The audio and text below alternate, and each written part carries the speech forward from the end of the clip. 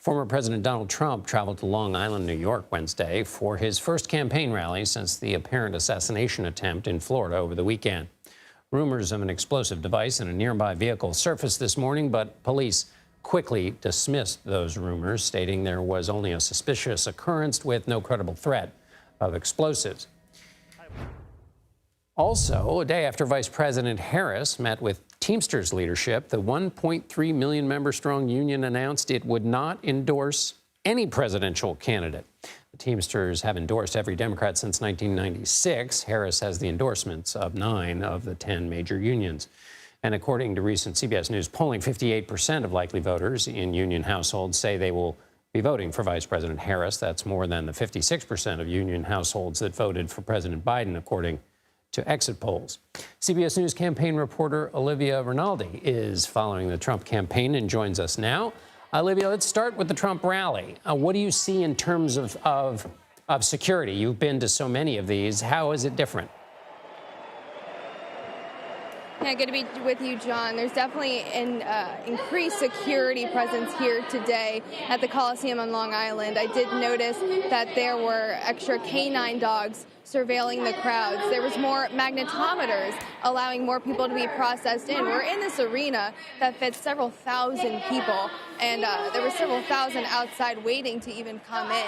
And we now know that from the Secret Service that Donald Trump is receiving the highest level of security that an individual can receive. It's the same type of security that individuals, or sitting presidents rather, are receiving. So Trump is now receiving that, and we can see it translating here today. You can't go 10 feet without seeing an NYPD officer, a local Nassau County police officer. There's a huge presence here. We're learning that going forward, Trump is going to have that increased security at all of his campaign events, John.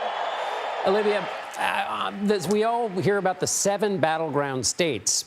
Long Island is not in one of them. Tell us why the former president with dwindling days is in the town of Uniondale in Long Island, and what's the strategy behind that?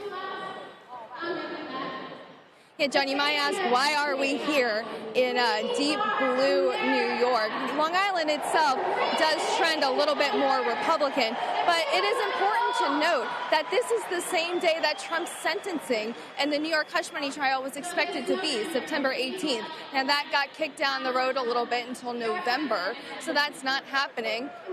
But the timing certainly coincides to hold a rally on Long Island. So partially, perhaps part of the reason why we're here today. But Trump will tell you that he feels quite bullish about New York. Campaign advisors that I spoke to certainly felt pretty good about New York, New Jersey, Minnesota, and Virginia. But that's when President Biden was in the race. Now that it's Vice President Kamala Harris, the poll difference between Trump here and her is double digits. So Trump is saying here today a little bit of that spin, that he feels like he can flip New York, but that's just not showing in the polls that we're seeing, John. And let's talk about the Teamsters. The head of the Teamsters spoke at the Republican convention. Vice President Harris was there making the pitch yesterday. Now they're not going to endorse either side. What are you hearing from the Trump campaign? John, the Trump campaign is calling this a win. They're saying that no endorsement of Vice President Kamala Harris is just as good, if not better, than them getting that endorsement. They truly do feel that a no endorsement is sending a big signal to their base. And it was important to note that the Teamsters also released an internal poll that showed that a large majority of their base feels that they would be better suited by endorsing former President Donald Trump. The Trump campaign is touting those numbers as a win, and you can hear the crowd behind me getting quite loud and getting quite rowdy here in New York for the former president, people speaking before him. But I do want to note that the Trump campaign is spinning this as a win, that the Teamsters are not endorsing Vice President Kamala Harris. Olivia Rinaldi doing a masterful job against all that crowd noise. Thanks so much, Olivia.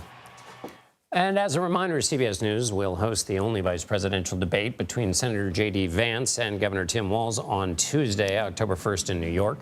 We will have live coverage on CBS, CBS News 24/7, and Paramount Plus.